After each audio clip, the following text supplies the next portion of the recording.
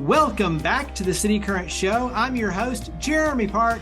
We're always honored to bring you inspiring stories of individuals and organizations making a difference and powering the good. And in this case, a nonprofit helping other nonprofits and making a difference in terms of being good stewards of resources. We're honored to be with our good friend, Graham Gibbs. He is the founder and president of 5 Talents Faithful. How are you doing?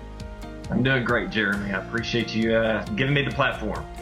Absolutely. So you and I met through an organization, a global ministry, Samaritan's Feet, and we've done so many different shoe distributions where we wash kids' feet, give them new socks and shoes and back to school supplies and so much more. But you were a big part of that for such a long time in terms of how we got to know you, but that also kind of helped set the stage for what you're doing in terms of logistics and being good stewards of resources. So give us a little bit of your backstory. Sure. Well, so my background is supply chain and logistics, and I have a lot of connection with Memphis, obviously with the Samaritan's Feet stuff that we did with you guys, which is always a blessing. But I actually graduated high school in Forest City, so 40 miles outside of Memphis. But my career was in supply chain logistics transportation. And I actually spent 3 years on site at AutoZone there in downtown Memphis because my company, JB Hunt Logistics, at that time owned that account. And we were helping AutoZone with a certain part of their transportation. So my background is supply chain and logistics. 2011, I decided that I felt called to leave corporate America to serve, and that's where I got connected with Samaritan's Feet. And so for the next about 8 years, worked with them in various aspects of it. But towards around 2019 was doing all the operations, leading the operations team, which was doing all those shoe distributions around the country, leading mission trips around the world, and then helping with the supply chain, which was a big, important part of getting the resources, the shoes and socks and all the supplies to the events so that the power of the event could be what you and I know it to be. About 2019, COVID hits, and I feel like I'm being called again to make another change in my life. And so about the end of 2019, I parted ways with Samaritan's Feet. We're on great terms.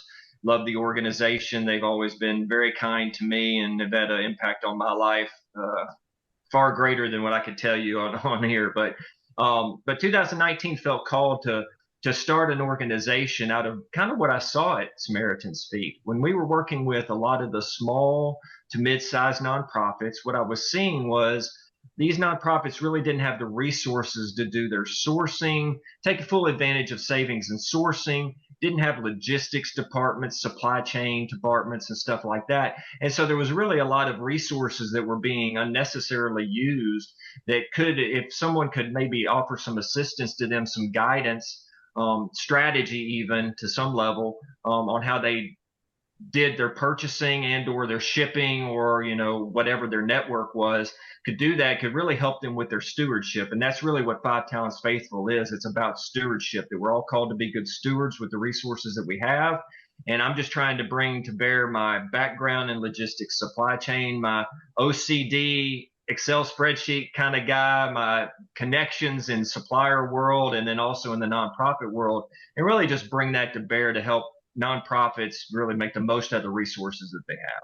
Yeah. And your heart for serving, I think all of that combines in. You look at your background experiences, but your heart for serving and making a difference. And so dive into where the conversation typically starts for you when you're sitting down with a nonprofit and looking at the different areas where you can really plug in and be of value. What are the things that you're looking for? What are the questions you're asking? Well, I really let them lead the discussion. My first question is, what are your pain points? And that kind of leads us down the path of whether it's purchasing, whether it's shipping, whether it's, hey, we have this network of distribution that we don't know if we're really taking advantage of, all the efficiencies we can. That's really the discussion that starts the whole, evaluation process. In some cases, I can't. I mean, my background, they're doing a good job, or my background doesn't really bring any value to them in the extent of the type of nonprofit work they do. So it's not like I can always find something that to offer value on. But a lot of times too is just talking and being willing to offer up my experience and my background to answer questions that they have about how they're doing things. Might not necessarily mean that something comes to Five Talents Faithful, some work or whatever, but it's more just being a sounding board. I've had some nonprofits with I'd say complex worldwide supply chains that do not have a logistics department. I had one from Georgia call me up and says, I'm an engineer. I don't know anything about logistics. I had to Google logistics to understand what logistics is.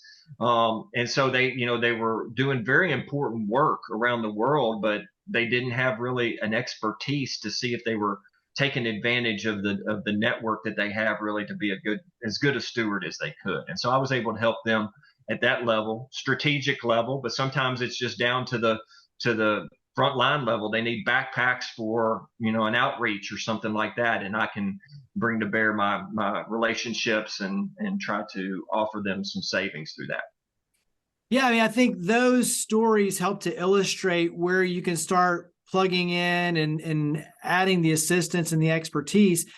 Give us one more around stepping in, because I know that we've got some big goals to talk about with impacting 1 million in 5 years, and we'll definitely dive in deeper on that. But give us another recent example. So various churches that are doing their back to school outreaches are looking for product. I had one just recently reach out to me that needed boots. I've had them reach out wintertime. And if you look at really where I guess the strength of my young 3-year organization, the seasonality of it, it's around summertime, and it's around end of year.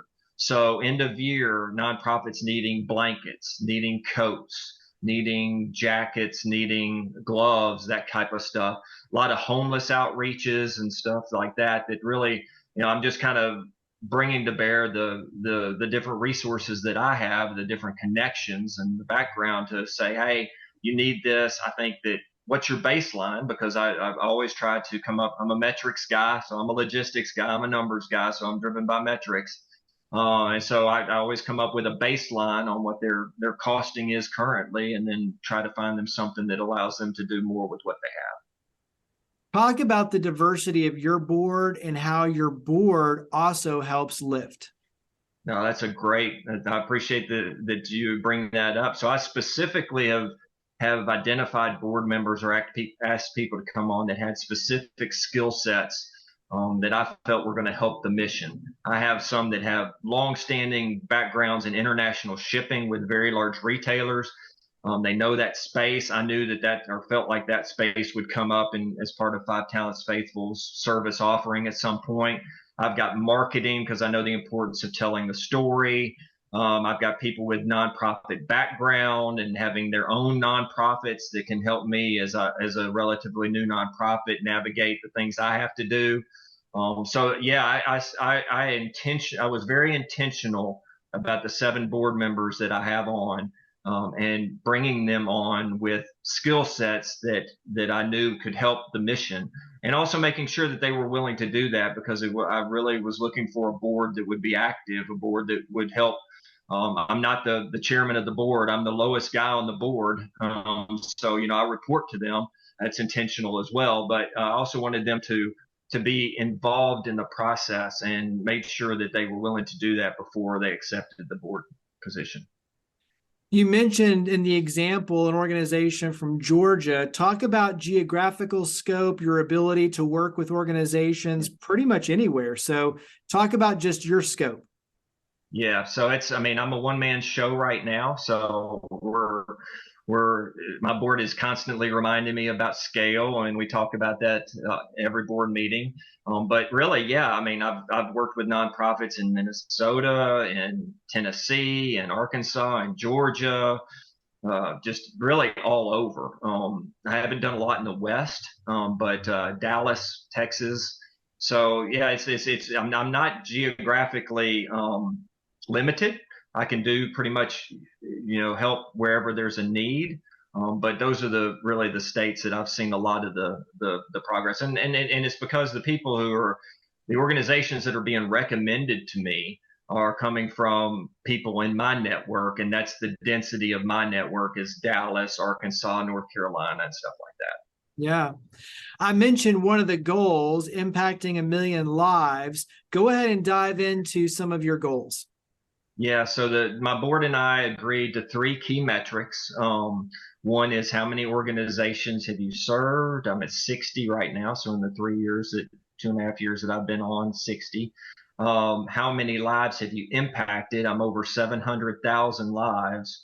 And then how much savings have you brought to bear? And that's about 460,000, I believe, is the last number. So those are the key metrics that we have. And if we're about impacting lives, I mean, I have to balance out my OCD Excel spreadsheet kind of personality with that, the story. The story is we're impacting a life, right? The savings and the metric numbers are great, but it's really we're there to help impact lives, and we do that through other nonprofits. But one of the goals we decided we wanted to do was to impact 1 million people in 5 years. That was our original goal, and we're at 700 plus thousand right now. So my thought is we're gonna hit it at the end of 3, and then try to get to 2 by 5. But I haven't under promise over deliver is something I learned at AutoZone, and so I've learned to live by that, and that's how I'm kind of approaching the board. Is that once I get to the 1 million, we're going to stick with that goal, 1 million in 5 years. But once I hit that,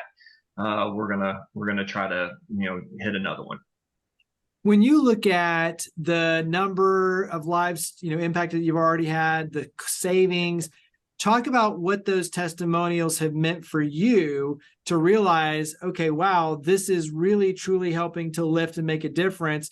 We can do even more. So talk about that being the fuel to the fire to be able to go and propel this further.